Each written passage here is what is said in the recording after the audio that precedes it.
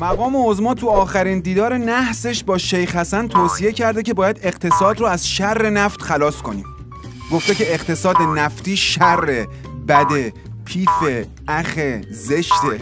یه جوری گفته نباید با نفت بگذرونیم که انگار تو این 38 سال اونی که خورتومشو کرده تو چاهای نفت من و رفقام هستیم، نه آخوندا.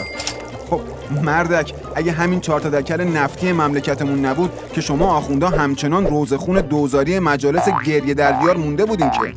مثلا اگه نفت رو از اقتصاد آخوندی در بیارن، اون وقت جیب خودتون و کیسه آقازاده هاتون رو با چی میخواین پر کنین؟ صادرات عمامه؟ اگه روی صادرات عمامه حساب کردین که باید عرض کنم تو بقیه کشورهای دنیا بازار خوبی واسه فروش عمامه وجود نداره. ضمن اینکه همچین تکنولوژی خاص و پیچیده‌ای هم نیست. یه ملافه رو چند دور بپیچ دور یه قابلمه میشه عمامه. پس زیاد روی صادرات عمامه حساب باز نکنین. خب داشتین میگفتین اقتصاد بدون نفت با چی؟